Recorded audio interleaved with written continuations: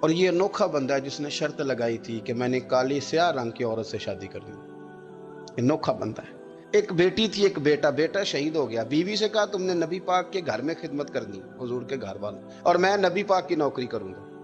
حضور جب آتے تو سب سے پہلے آ کے حضرت ابو ذر غفاری کا پوچھتے, بلائیں, اور جب بات کرتے حضور تو بار بار ان کو مخاطب کر کے بات کرتے.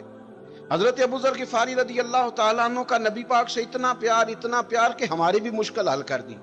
ابو داؤد شریف میں موجود ہے, ایک دن کہنے لگا یا رسول اللہ صلی اللہ علیہ وسلم, اگر کوئی بندہ کسی سے پیار بڑا ہی کرے پر اس جیسے عمل نہ کر سکے تو حضور نے فرمایا پیار سچا کرے, اللہ قیامت کے دن جس سے محبت کرے گا نا اس کے ساتھ ہی دونوں کو اکٹھا فرما دے گا. تو حضرت ابو ذر نے فوراً کہا حضور پھر مجھے آپ سے بھی بڑا پیار ہے, رب سے بھی بڑا پیار ہے. فرمایا فکر نہ کرنا, جنت میں اکٹھے ہی جائیں گے.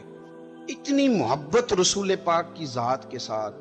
حضور کی نوکری کرنا. ایک دن خدمت کرتے کرتے سو گئے. حضور مسجد میں آئے پتہ کرنے کہ ابو ذر آرام کر رہا ہے. یہ بھی مزہ ہوتا ہے, خیال رکھنا اپنے درویشوں کا, کیا کھایا کیا پیا کہاں سوئے. حضور رات کو آئے, یہ سوئے ہوئے. فرماتے ہیں حضور نے میرا انگوٹھا ہلایا, میں اٹھ کے بیٹھ گیا, حضور بھی میرے پاس بیٹھ کے. میں ابو ذر بڑا پیار کرتے ہو, سونے آپ کو پتہ ہی ہے.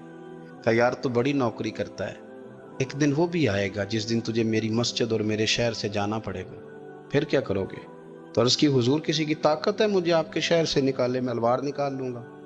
نبی پاک نے فرمایا تلوار نہ نکالنا, جہاں تمہیں بھیجا جائے چپ کر کے چلے جانا. حضور کب تک؟ فرمایا جب تک اللہ تیری اور میری ملاقات نہیں کرا دیتا, یعنی وصال تک.